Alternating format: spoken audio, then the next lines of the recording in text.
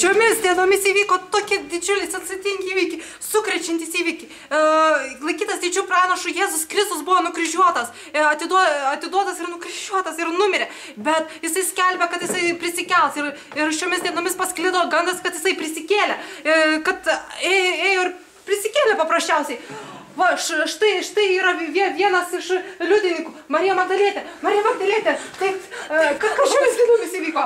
Prisikėlė Jėzus prisikėlė. Įsivaizduoji, mes su Marija ėjom, supranti, pasiėmėm geriausius kvepalus, tepalus, ištepti jo kūną ir iš vakar dienos aš mačiau, kaip jį paguldė, aš buvau kartu, aš savo akį mačiau, kaip jį paguldė, supranti, ir supranti, jo nebėra, ateinam, supranti, kaip buvo iš pradžių, mes einam ir galvojam, kaip čia dabar toks didelis akmuo ir galvojam, kaip mes jį nuridensim, kaip mums jį nurident, galvojam, nėra vyro aplinkui ir ateinam, akmuo nuridentas, einu į vidų, nėra Jėzaus, jisai taip ir sakė, jis visą laiką taip ir sakė, kad trečią dieną jis prisikels, aš numirusi, jis ir prisikėlė, tu įsivaizduoji, toks, ten jis.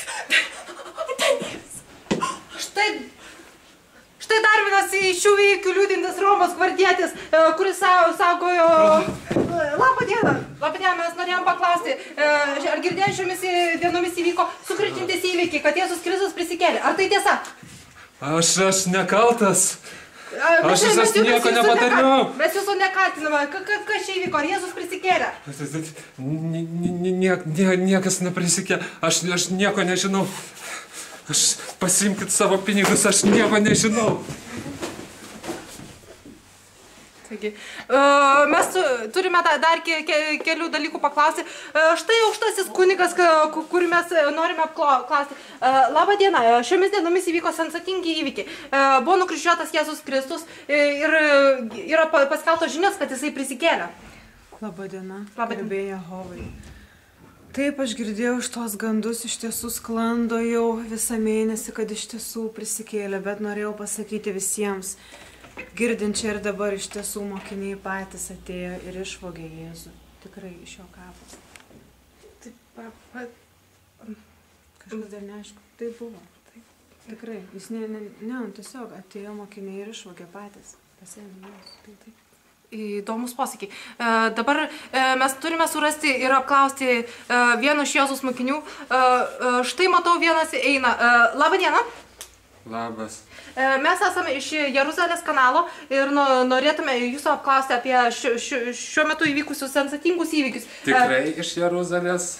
Taip, prašau, pasižiūrėkit. Ar jūs girdėjote apie įvykius, kad Jėzus Kristus prisikėlė? Čia, kur šiandien ryte rašė Jeruzalės žiniuose? Taip. Taigi Jėzus mirė? Bet yra žinių ir gandų, kad jisai prisikėlė ir nebėra jo kūno visiškai. Jis mirė ant kryžiaus. Ar jūs nežinote, kad žmogus miręs ant kryžiaus negali būti vėl gyvas? Taigi tai pagrįsta naujausiais medicininiais tyrimais. Jėzus negali būti gyvas. Įdomus posakiai. Ačiū Jums labai. Štai paklauskime vieno Jeruzalės gyventojo. Labą dieną. Ar girdėjote apie šios įvykius, kurie yra? Ką Jūs galite apie tai pasakyti? Visą tai skelbė psalmės ir pranašai. Taip turėjo įvykti. Štai mūsų reportažas.